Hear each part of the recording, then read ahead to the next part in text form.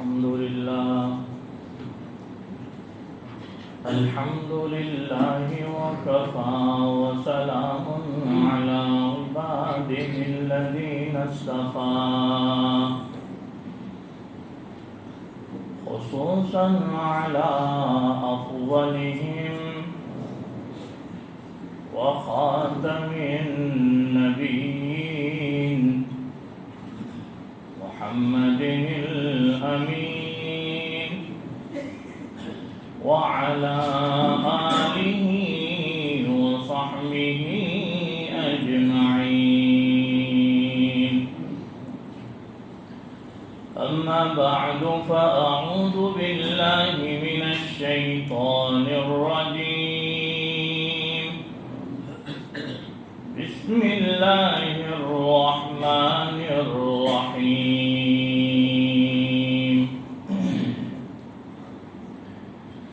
يا أيها الذين آمنوا ادخلوا في السلم كافة ولا تتبعوا خطوات الشيطان إنه لكم عدو مبين. صدق الله المولانا العظيم. محترم بزرگوں اور دوستوں، قرآن کریم کا حکم ہے، اللہ فرماتے ہیں اے ایمان والو، اسلام میں داخل ہو جاؤ مکمل طور پر، پورے گویا اللہ یہ کہنا چاہ رہے ہیں کہ آدھا دین اختیار نہ کرو. آدھا دین کیا ہے؟ بعض احکام کو مان لیے اور اس پر عمل کر لیے، بعض سنتوں کو مان لیے اور اس پر عمل کر لیے، یہ ہے آدھا دین. یعنی کہ جان تو لیے تمام احکام اور سنتوں کو، فرائض کو، واجبات کو، ارکان و شرائط اسلام کو، لیکن عمل سے پیچھے رہ گئے، تو یہ بھی آدھا دین ہے. قرآن کریم فرما رہا ہے یا ایھا الذین آمنوا ادخلوا فی السلم کافہ، اے ایمان والو تم اسلام میں داخل ہو جاؤ مکمل طور پر. اس لیے کہ جو مومن ہے وہ اسلام کو پورا اختیار کرے گا. صحابہ اکرام رضوان اللہ تعالی علیہم اجمعین نے اس کی مثال پیش کی کہ مکمل اسلام پر عمل کر گئے، مکمل اسلام پر. اور دوسری طرف منافقین کی مثال موجود ہے کہ انہوں نے آدھے طور پر اللہ کو اپنایا، جناب نبی کریم صلی اللہ علیہ وسلم کا ظاہر میں ساتھ دیا اور باطن سے مخالفت کرتے رہے اور منافقت اختیار کی. تو جنہوں نے مکمل دین اختیار کیا وہ کامیاب ہو گئے، اور جنہوں نے آدھا دین اختیار کیا یا اسلام کے منکر ہو گئے وہ ناکام ہو گئے.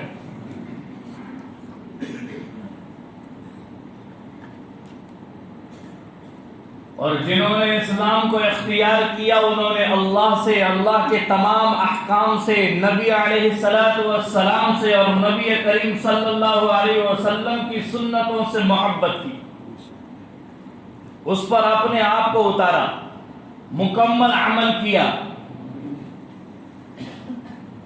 یہ کیوں کیا؟ اس لیے کہ اسلام کو اختیار کرنے کے بعد اس کے احکام اور فرائض پر اور سنتوں پر عمل کرنے کے بعد ایک چیز بندے کو حاصل ہوتی ہے، وہ ہے معرفت الہی۔ ورنہ جی میں آیا تب ہم نے عبادتیں کی، جی میں آیا تو چھوڑ دیا، اس سے اللہ کی پہچان اور معرفت حاصل نہیں ہوگی۔ اور اللہ نے بندے کو بھیجا ہی ہے دنیا میں اپنی پہچان کرانے کے لیے،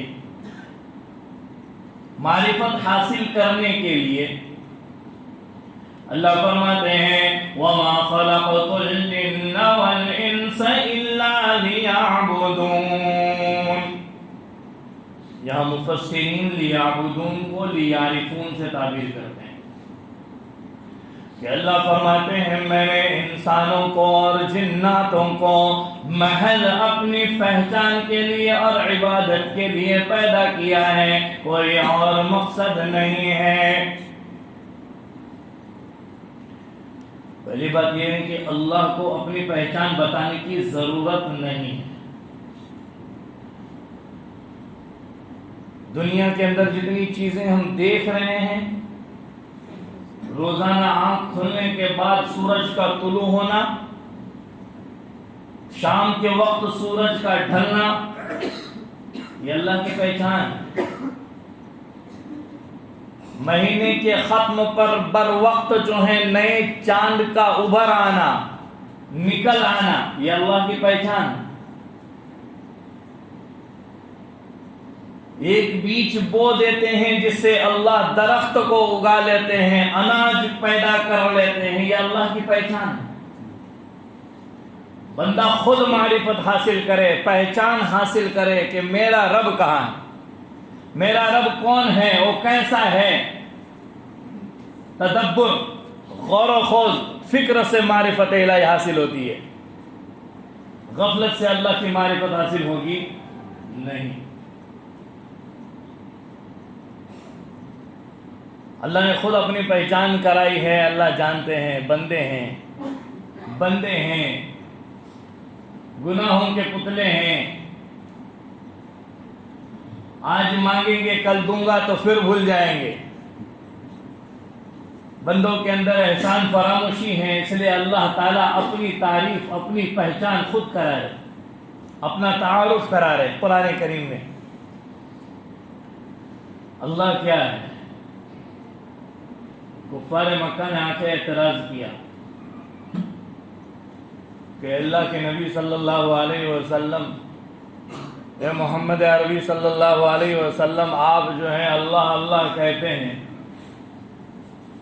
ہمیں تو کہتے ہیں کہ ایک رب کو پکارو، ایک اللہ کو پکارو، اور آپ دیکھو تو کعبۃ اللہ میں بیٹھ کر کبھی رحمان کہتے ہیں، کبھی رحیم کہتے ہیں، کبھی قہار کہتے ہیں، کبھی مالک الملک کہتے ہیں۔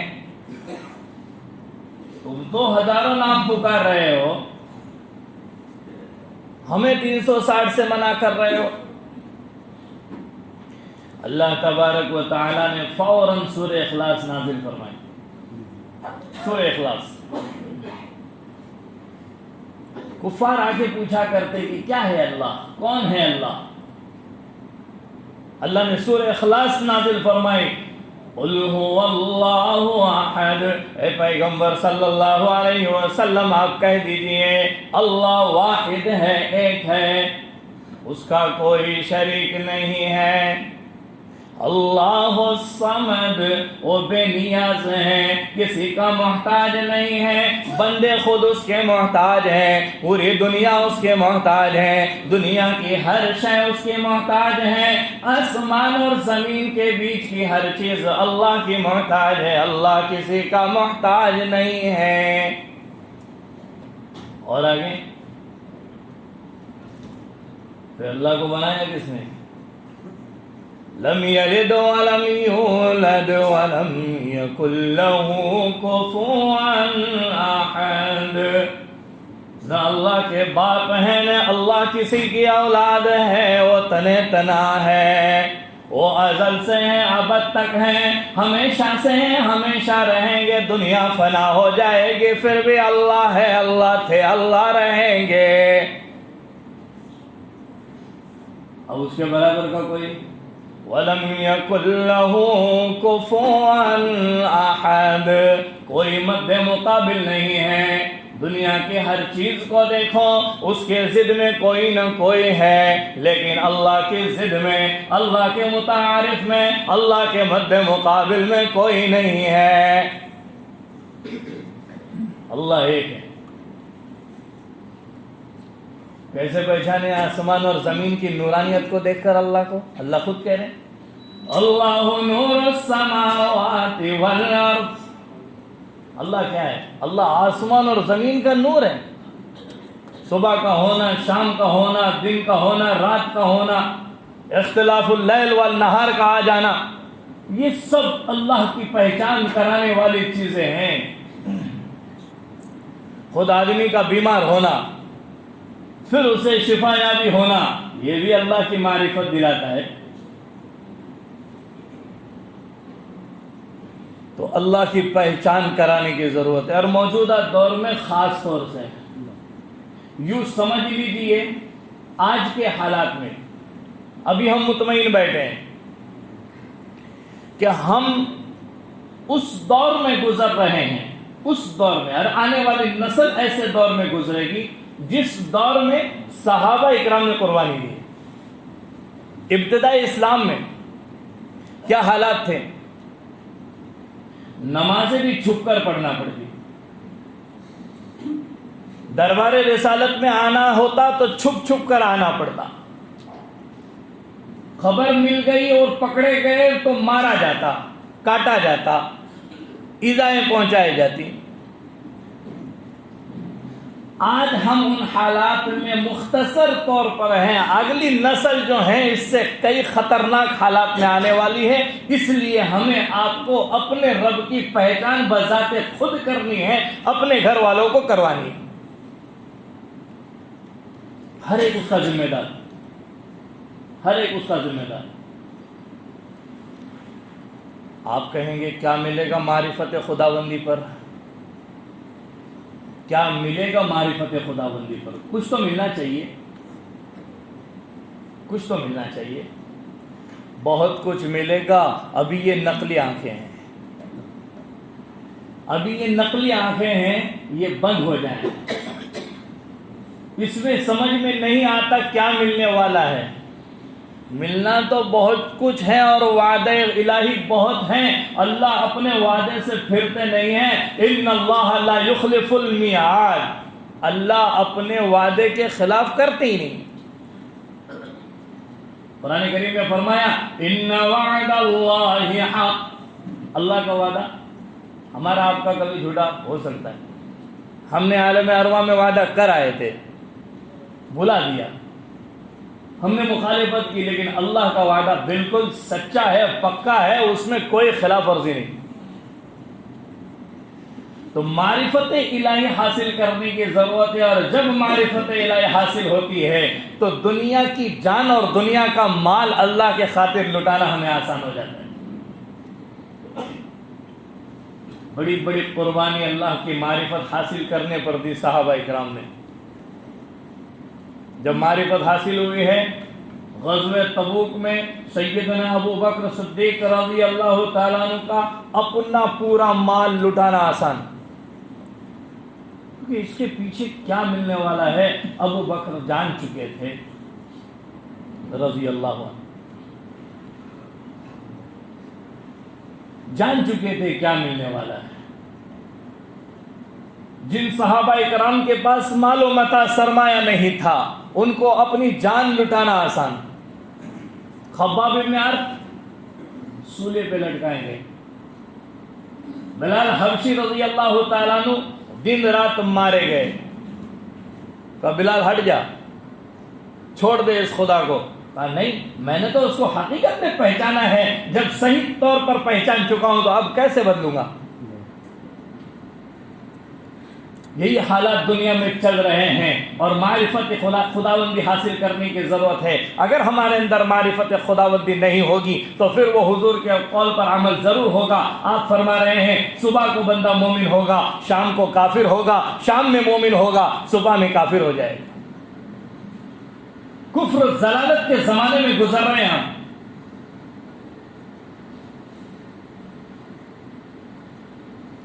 تو معرفت خداوندی کیسے حاصل کرے؟ اس کے لیے تو دن رات تدبر کرنا پڑے گا کہ اللہ نے پوری دنیا کو کیسے بنایا اور اس میں ان تمام چیزوں کو کیسے پیدا کیا۔ جب بندہ اللہ کی خلقت کے اندر، اللہ کی صنعت کاری کے اندر غور و خوض کرے گا تو پھر معرفت الہی حاصل ہونے کا راستہ کھل جائے گا۔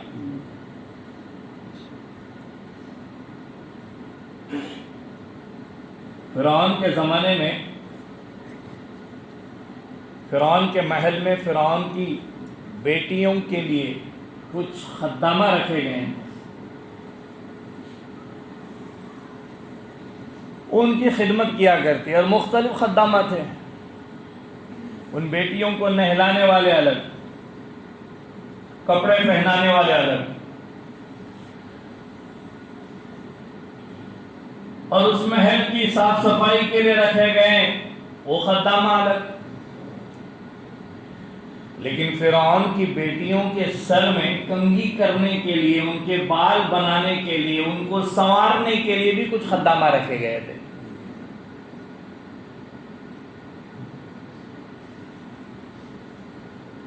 انہوں نے حضرت موسیٰ علیہ السلام کو نبی مانا تھا، یہاں تک کہ حضرت آسیہ رضی اللہ تعالیٰ عنہ نبی مانا تھا، لیکن دل میں اس بات کو چھپایا رہا تھا، ابھی ظاہر نہیں کیا۔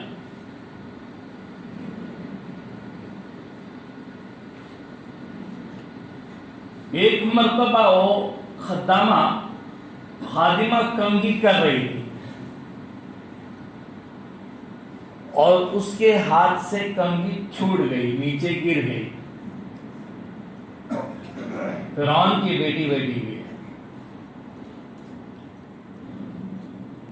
اس نے کنگھی اٹھانے کے لیے جب جھکی، کنگھی اٹھائی تو اس وقت لفظ بسم اللہ کہا۔ کون سا کلمہ پڑھا؟ بسم اللہ۔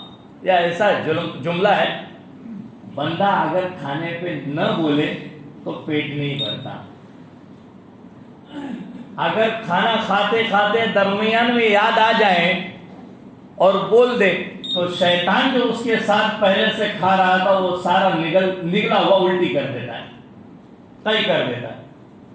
یہ ایسا جملہ ہے بسم اللہ۔ آپ گھر میں داخل ہو جائیں، بسم اللہ پڑھ کے داخل ہو جائیں، آپ کا تمام جو ہے وہ سکون حاصل ہو جائے آپ کو۔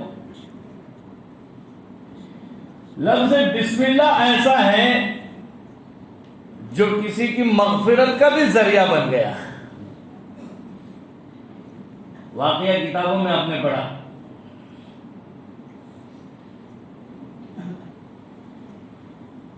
بنی اسرائیل میں مفسرین نے یہ قصہ لکھا ہے کہ کوئی بندہ مدفون تھا، اسے عذاب قبر ہو رہا تھا، اور اس کے بچے نے بسم اللہ پڑھا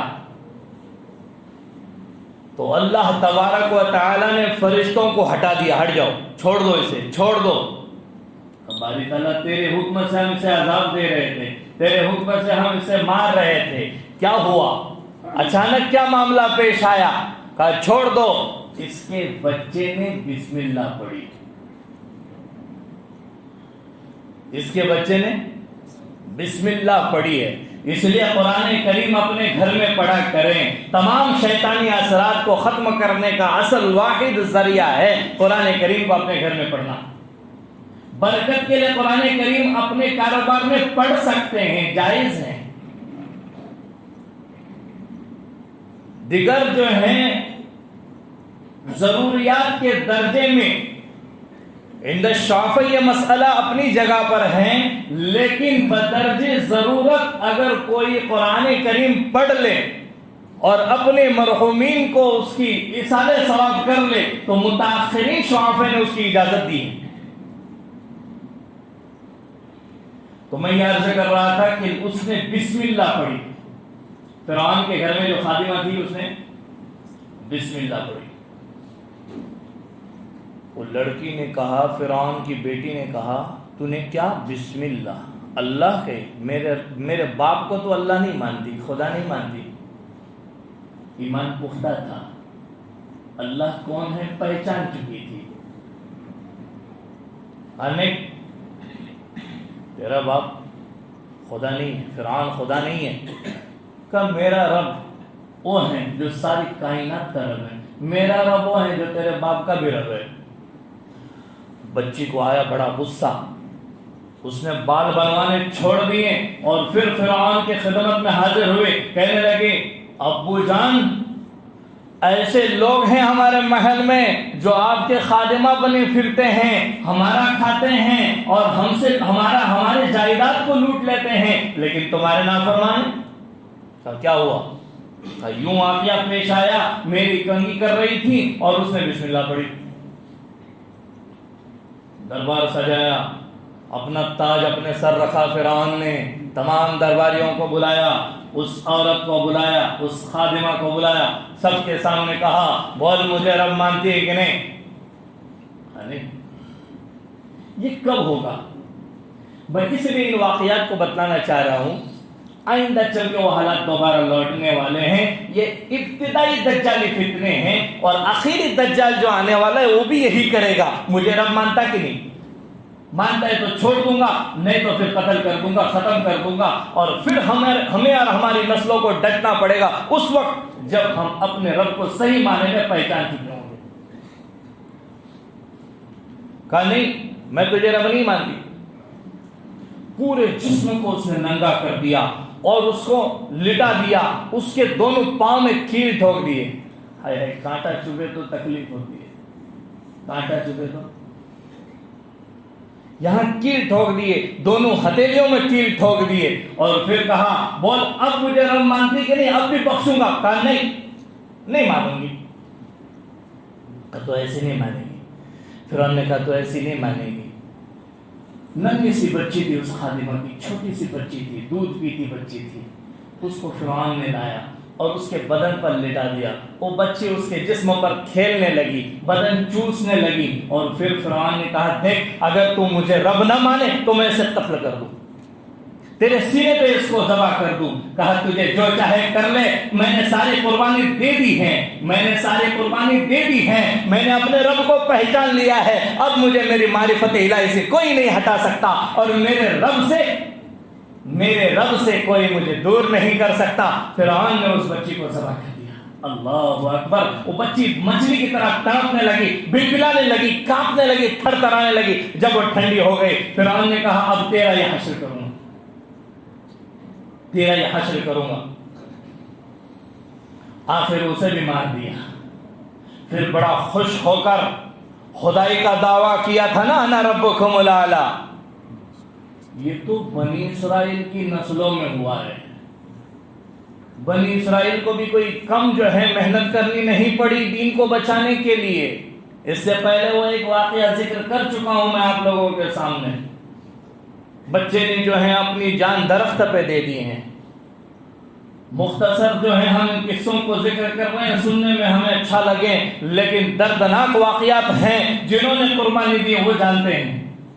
تو فرعون بڑا خوش ہو کر اپنے محل میں آیا اور اپنی بیوی آسیہ سے کہنے لگا خوشی کے مارے، دیکھ آسیہ جس نے میری نافرمانی کی، میں نے اسے اس طرح سے تڑپ تڑپ کے مارا، اس کی بچی کو مارا، اس کو میں نے ذلیل و رسوا کیا، اس کو ختم کر دیا، اس کی دنیا اکھاڑ دیا۔ بی بی آسیہ کہنے لگی منحوس ہے تو، بڑا کمبخت ہے، بڑا پاپی ہے، اور تجھے شرم نہیں آتی، ننھی سی جان کو تو نے جو ہے قتل کر دیا، تو نے تو ایسے ہزاروں جان لیا ہے فرعون، تجھے کیا فرق پڑے گا؟ تو نے تو موسیٰ کی خبر سنا تھا، اس وقت کئی بچوں کو تو نے جو ہے ذبح کیا، اس وقت تجھے رحم نہیں آیا، تو اس ننھی سی جان پہ تجھے کیا رحم آئے گا؟ آسیہ تو کیا کہہ رہی ہے؟ اور میں بالکل وہی کہہ رہی ہوں، اور میں بھی اس رب پر ایمان لے آئی ہوں جو حضرت موسیٰ علیہ السلام کا رب ہے، میں نے بھی موسیٰ کو رب مانا ہے، میں نہیں بدلوں گی۔ اور دیکھ مان جا، میں تیری خوبصورتی پہ مرتا ہوں۔ کتابوں میں لکھا ہے اللہ تعالیٰ نے اس زمانے کی بڑی جو ہے خوبصورت عورت بنایا تھا، بی بی آسیہ رضی اللہ تعالیٰ عنہ کو بڑی خوبصورت عورت بنایا تھا، اور پھر جو ہے اس نے بھی انکار کیا کہ نہیں میں تو تجھے رب مانوں گی نہیں۔ پھر بڑے واسطے دیے، حوالے دیے، حالانکہ بی بی آسیہ سے ان کے خادم بڑے شرماتے تھے، نظریں چھپاتے تھے۔ آخر بی بی آسیہ کو بھی حاضر کیا اور اس کے پورے جسم سے جو کپڑے اتار دیے اور محل کے سامنے اس کو لٹکا دیا۔ پھر اس کے ہاتھوں میں کیل ٹھونکے، پاؤں میں کیل ٹھونکے اور کہا دیکھ آسیہ پھر موقع ہے، مان جا۔ نہیں مانوں گی۔ اب پورے جسم سے کھال اتار دی زندہ حالت میں۔ اللہ اکبر۔ تھوڑا سا چمڑا نکل جاتا، تھوڑا کبھی کوئی زخم ہو اور چمڑا نکال رہے ہو تو کتنی تکلیف ہوتی ہے۔ یہاں پورے جسم سے خال اتاری گئی، پورے جسم سے خال، اور پھر کہا دیکھ آسیہ اب بھی مان جا، اب بھی مان جا، موقع ہے۔ کہا نہیں مانوں گی، اب تو میں مر مٹنے کے لیے تیار ہو جاؤں گی، اس لیے کہ میں نے میرے رب کو پہچانا ہے۔ یہ کیا ہے؟ یہ تو دنیا ذلیل ہے، یہاں سے مجھے ضرور جانا ہے۔ بادشاہ نے کہا، فرعون نے کہا دیکھ اس بڑے محل میں تو رہتی تھی، کہا مجھے اس محل کی ضرورت نہیں ہے، مجھے اس محل کی ضرورت نہیں ہے۔ بی بی آسیہ نے وہ جملہ کہا جو قرآن کریم نے ذکر کیا، رب ابن لی عندک بیتا فی الجنہ، اے اللہ یہ تو غارت ہونے والا، آج نہیں کل فنا ہونے والا ہے، مجھے ایسا گھر عطا فرما جو ہمیشہ رہنے والا ہے، اور تیرے پڑوس میں عطا فرما اور جنت میں عطا فرما۔ جب اس کی کھال اتاری گئی، آپ نہ مانی تو فرعون نے نمک چھڑک دیا۔ ہائے ہائے، کیا چھڑکا؟ نمک چھڑکا، مرچ چھڑکی ہے۔ اب تڑپنے لگی بی بی آسیہ، اسی میں فوت ہو گئی، اور ایسے حالت میں گئی ہے، ایسے حالت میں گئی ہے کہ اللہ کو رحم آیا ہے۔ حضرت بی بی آسیہ نے صرف گھر مانگا تھا، اللہ تبارک و تعالیٰ نے گھر والا بھی دے دیا۔ نبی پاک علیہ السلام، ایک بات عرض کر کے ختم کرتا ہوں۔ حضرت خدیجہ رضی اللہ تعالیٰ عنہ کی وفات کا جب وقت قریب آیا، حضرت خدیجہ رضی اللہ تعالیٰ عنہ وہ پہلی عورت ہے کہ اس کی حیاتی میں نبی کریم صلی اللہ علیہ وسلم نے کوئی دوسرا نکاح نہیں کیا جب تک حضرت خدیجہ رضی اللہ تعالیٰ عنہ حیات تھی۔ اور پھر جو ہے حضرت خدیجہ رضی اللہ تعالیٰ عنہ نے کہا، اے اللہ کے نبی صلی اللہ علیہ وسلم میری حالت بدل رہی ہے، مجھے نہیں لگتا میں اب زندہ رہوں گی، اب میرا وقت فنائیت کا آ چکا ہے۔ کہا خدیجہ تو عرش الہی کے پاس جب جائے گی اور میرے رب سے ملے گی تو اس وقت جو ہے وہاں اللہ تعالیٰ تجھے جنت عطا کریں گے، یاد رکھنا تو جنت میں چلی جائے تو میری بیویوں کو سلام عرض کرنا۔ اللہ اکبر۔ ماں خدیجہ رضی اللہ تعالیٰ عنہ پریشان ہو گئی اس حالت میں کہ حضور آپ کی تو پہلی بیوی آپ کی بھری جوانی میں میں ہوں، آپ کی جنت میں بیویاں کہاں؟ بی بی آسیہ میری بیوی ہیں جس سے اللہ نے میرا جنت میں نکاح کرا دیا ہے، بی بی مریم میری بیوی ہے جس سے اللہ تعالیٰ نے جنت میں میرا نکاح کر دیا ہے۔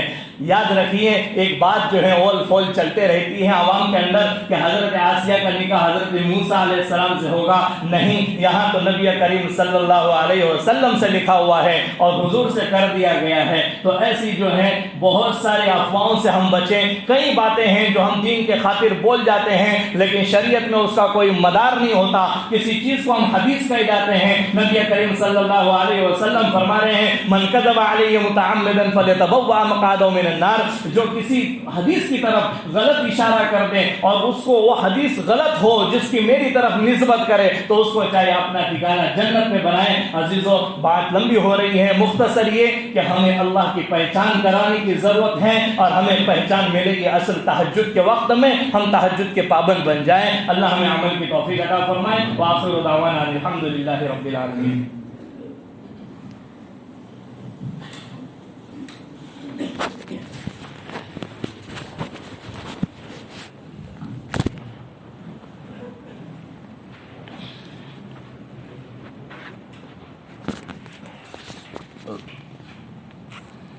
جمعہ کے موقع پر